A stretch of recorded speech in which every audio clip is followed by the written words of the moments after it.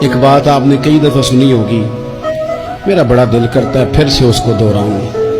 میں نے اسے سینکڑوں بار پڑھا ہے۔ جب طبیعت پوری بے چین ہوتی ہے اور اپنی ذمہ داریوں کا احساس کرنے کو دل کرتا ہے نا، تو پھر خیال آتا ہے کہ ہم بھی پڑھیں ذرا ان چیزوں کو۔ بار بار پڑھتا ہوں تاکہ احساس ذمہ داری پیدا ہو۔ آپ کے غلام اسلم فرماتے ہیں رات کو میں اور جناب عمر نکلے تھے تو ایک مکان میں ہم نے دیکھا کہ ایک عورت نے نا، اس کے بچے بار بار شور کر رہے ہیں اور وہ کچھ پکا رہی ہے، آواز آ رہی ہے۔ تو حضرت عمر نے دروازے پہ دستک دی، کون ہے دروازے؟ کہا میں ایک غلام ہوں۔ حضرت عمر کہتے ہیں غلام ہوں؟ بہن کیا مسئلہ ہے، بچے کیوں رو رہے ہیں؟ تو بی بی کہنے لگی تمہیں کیوں بتاؤں، جاؤ نا اپنا کام کرو۔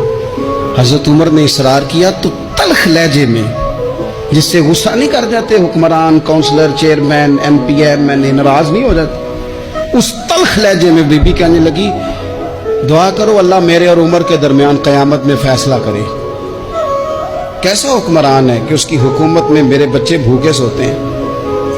یہ میں نے پانی میں روڑے ڈال کے چڑھائے ہیں، لیکن یہ پیٹ کی بھوک یہ بڑی ڈاڈی ہوتی ہے، یہ نیند بھی نہیں آنے دیتی۔ خیال تھا رو دو کے سو جائیں گے، پر سو بھی نہیں رہے۔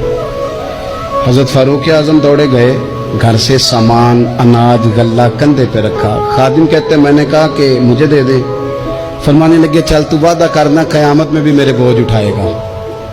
کہ حضور نہیں، وہ تو میرے بس کی بات نہیں۔ فرمایا پھر مجھے کرنے دے۔ دوڑے آئے، اس خاتون کے دروازے پر لا کے وہ چیزیں رکھی۔ کہا بہن اگر تو پردہ کر لے تو یہ غلام نہ آج کھانا پکا دے تیرے بچوں۔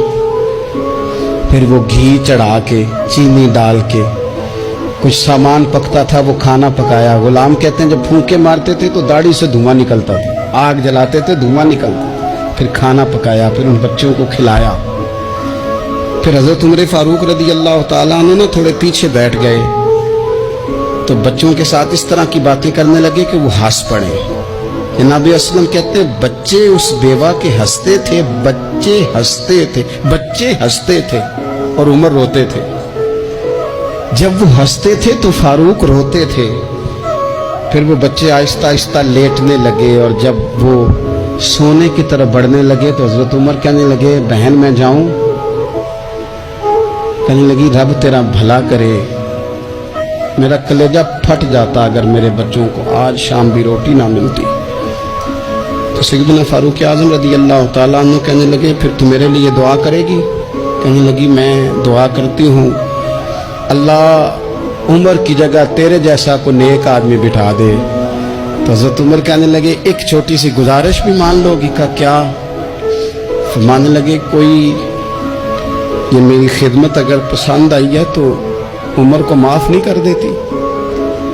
غلطی ہو گئی، اسے پتہ نہیں تھا۔ اپنے منہ سے کہنے لگے سیانا بھی نہیں، باشعور بھی نہیں، اسے چاہیے تھا خلافت کی ذمہ داریاں نہ لیتا۔ لیکن حضرت صدیق نے کہا تو وہ مان گیا، لیکن بہن میں اسے جانتا ہوں، بزدل بڑا ہے، کمزور بڑا ہے، ضعیف بڑا ہے، اگر تو قیامت میں اس کی شکایت لگائے گی تو بڑا کمزور پڑ جائے گا۔